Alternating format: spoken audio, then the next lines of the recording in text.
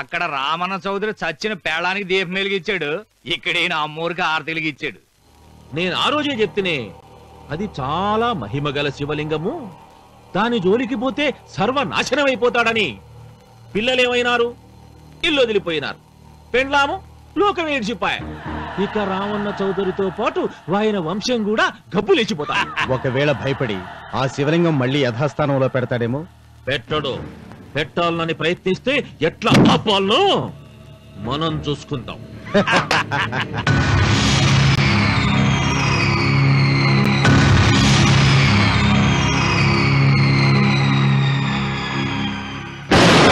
ఆలయాన్ని పడగొట్టించి ఆలయమే లేదు కాబట్టి ఇక పొలం ఎందుకని ప్రశ్నించి అప్పుడు నా స్వాధీనం చేసుకుంటాను. అమ్మవారి ఆలయాన్ని నువ్వు తాకలేవు.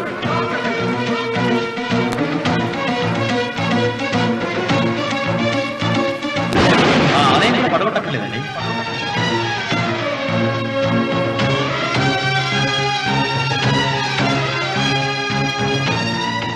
నీ వంశం నిర్వంశమైపోతుంది.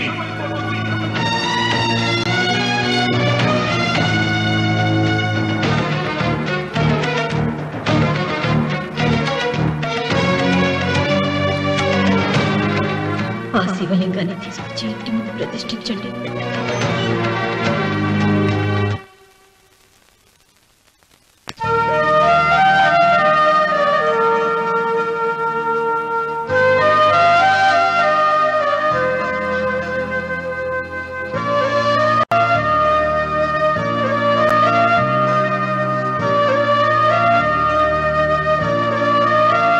రావుడు, 6 నెలల తర్వాత నీకు శుభార్త. నీకు మనవడు పుట్టాడురా.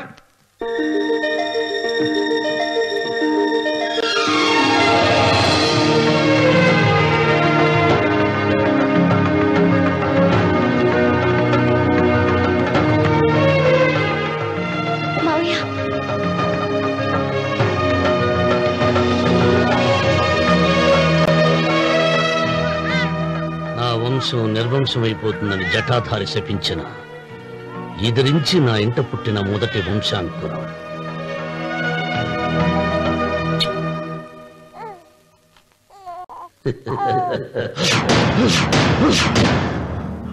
నవ్వుతున్నాడు. ఆ రమణ నవ్వుతున్నాడు. మళ్ళీ నవ్వుతున్నాడు. వాడు నవ్వుతున్నాడు. వారసుడు పుట్టాడని హాయిగా నవ్వుతున్నాడు.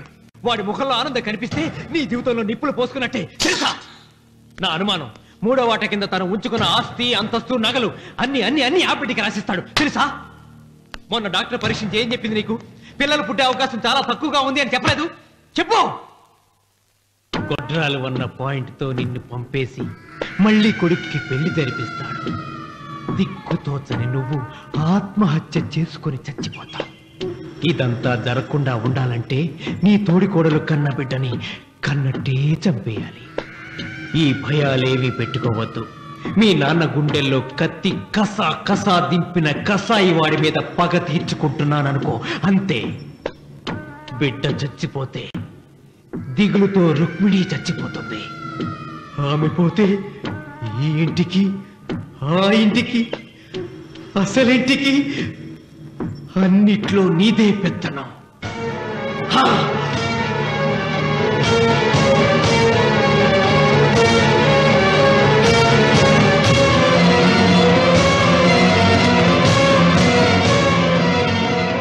నాకు చిన్న సాయం చేయాలి. చేస్తావా? ఏంటమ్మా? బిడ్డకి పాలల్లో విషం కలపాలి. అయ్యో, నేను నడతాను కాదమ్మా.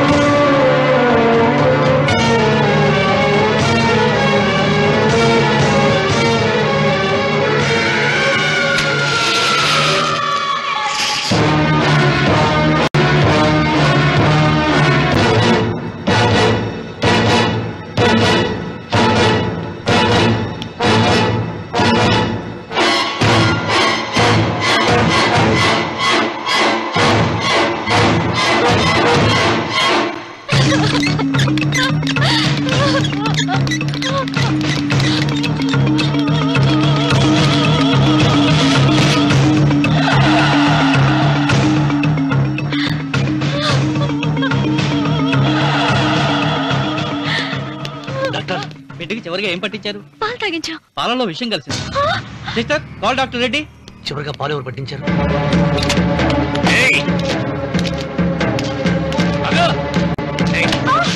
పాలలో ఏం కలిపావు? నాకేం తెలియదు బాబు. నిజం చెప్పు. చెప్పదు బాబు. మీ మరదలే డబ్బిచ్చి బాబుకు పాలలో విషయం కలపమని చెప్పింది.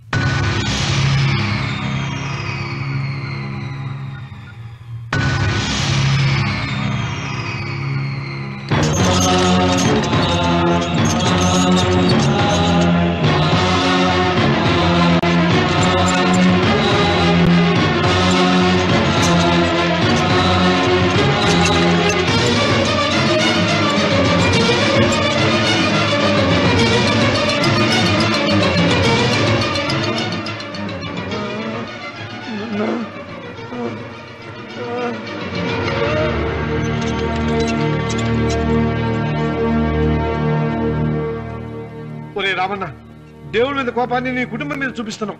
కింద జన్మలో చేసిన పాపం వల్ల నీ తండ్రి అలా అయిపోయాడు, కానీ ఈ జన్మలో చేసిన పుణ్యానికి కాదురా.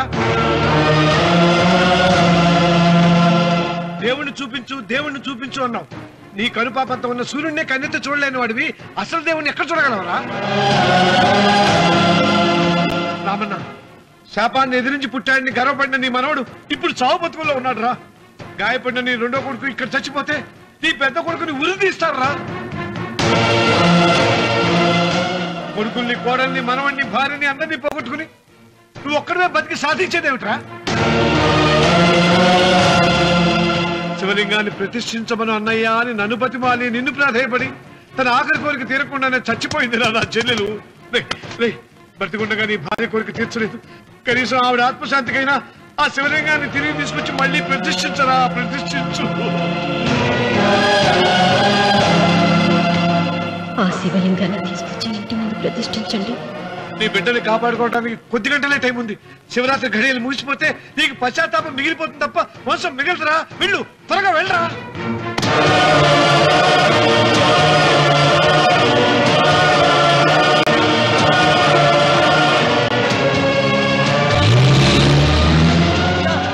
అయ్యా అయ్యా గారు,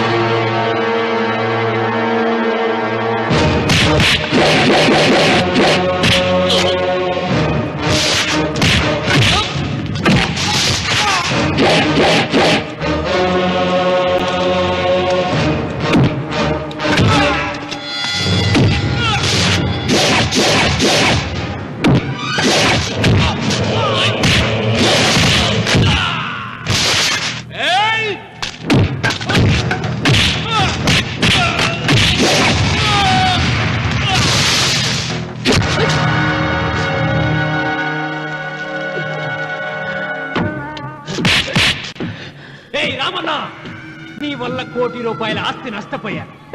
నేను ఇష్టపడిన సీతను నాదానిగా చేసుకోలేకపోయాను. నిన్ను నీ వల్ల 14 ఏళ్ళు శిక్ష అనుభవించాను రా.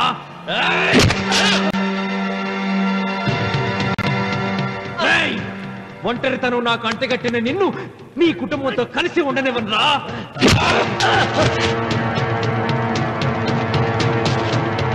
నిన్ను చంపి నా పగ తీర్చుకుంటాను రా.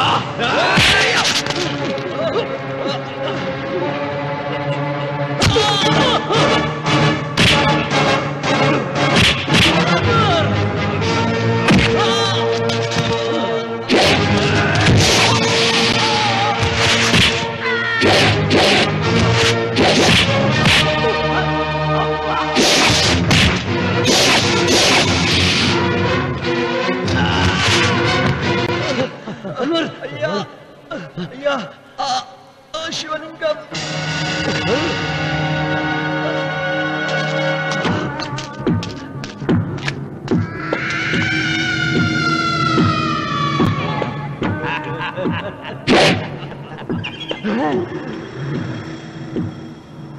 ఏయ్ రాయలసీమ రామన్న చౌదరి,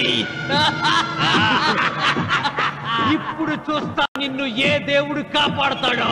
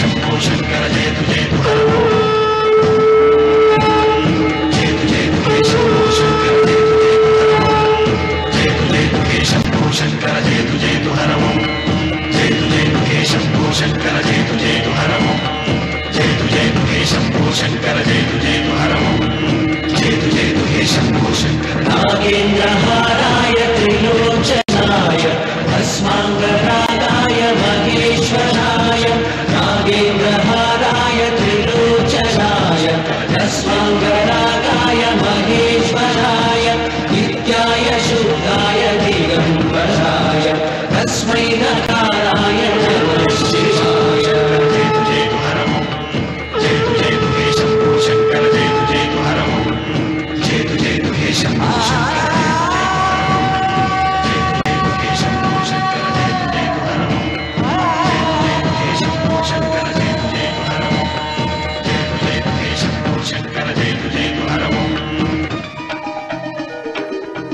రామన్న చూసావరా భగవంతుడు లేలా నీ కొడుకు కోడలు మనవడు అందరూ గండ నుంచి బయటపడ్డారు ఇక మురళికి శిక్ష పడదు నీ కుటుంబం అంతా చల్లగా ఉంటుంది సీతమ్మ ఆత్మ ఇప్పుడు శాంతిస్తుందిరా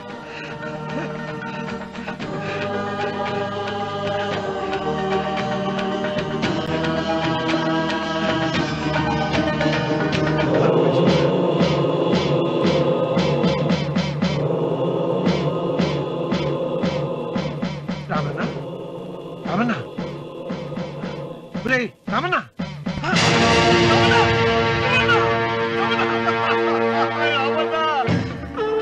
గాలి భూమి నీరు తల్లిదండ్రులు